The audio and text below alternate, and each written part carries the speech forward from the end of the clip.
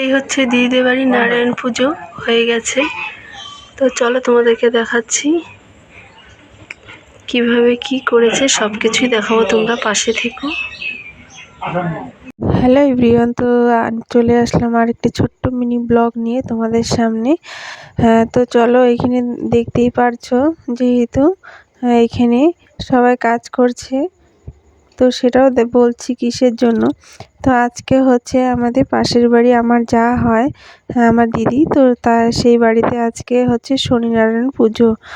তো সেখানে কিন্তু আমি উপোস ছিলাম। আর আজকে যেহেতু শনিবার, তো ভাদ্র মাসের শনিবারে আমরাও কিন্তু শনিনারায়ণ পুজো করি। তো এবছর করা হয়নি কোনো কারণে, সে কারণে আমি উপোস ছিলাম। দিদি বাড়িতে কিন্তু আমি পুজোটা দিব আর কি, অঞ্জলি দেব। তো এইখানে কিন্তু এই যে সবজি টবজি সব কাটা হচ্ছে, খিচুড়ি করা হবে। আর তারপরে কিন্তু ব্রাহ্মণ চলে এসেছে আর পুজোও হয়ে গেছে। এটা হচ্ছে বাইরের পুজো, মানে শনি পুজো, বড় ঠাকুরের পুজো। তো আমি কিন্তু খুব মানি শনি দেবতাকে। আর পিছনে কিন্তু শিব মন্দির দেখতেই পাচ্ছ। তো ঘরের পুজোও কিন্তু হয়ে গেছে, নারায়ণ পুজো। তো এই পুজো করে তারপরে কিন্তু আমি স্নান করে তারপরে কিন্তু খাওয়া দাওয়া করব, কারণ ভাদ্র মাসে শনি পুজো অনেকেই কিন্তু করে এই পুজোটা। যারা করে তারা জানে যে শনি পুজো করে কিন্তু স্নান করে তারপরে খেতে হয়। অনেকেই করে, অনেকেই করে না, কিন্তু আমি কিন্তু স্নান করেই খাই। তো এই যে পুজো হয়ে গেছে, এখন চলে যাব বাড়িতে। চলো তোমাদেরকে দেখাচ্ছি।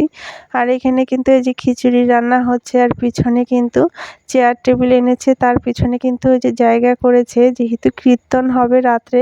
আর মেয়েও কিন্তু ড্রয়িং ক্লাস থেকে চলে এসেছে। তারপরে এই যে বন্ধুরা, বাড়িতে দেখতে পাচ্ছ আমি কিন্তু এসে স্নান করে নিয়েছি।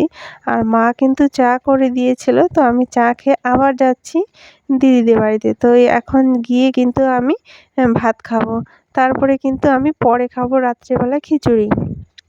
তো এইখানে যে দিদি কিন্তু নারকেল কাটছে, আর প্রায় সন্ধ্যা হয়ে গেছে। তো এখানে সব কিছু মোটামুটি কমপ্লিটের দিকে, রান্নাও মানে মোটামুটি হয়ে এসেছে।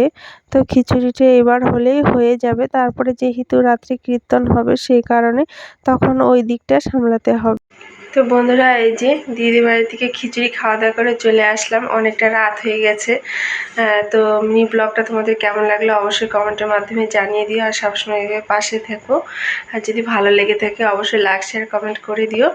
তো সবাইকে শুভরাত।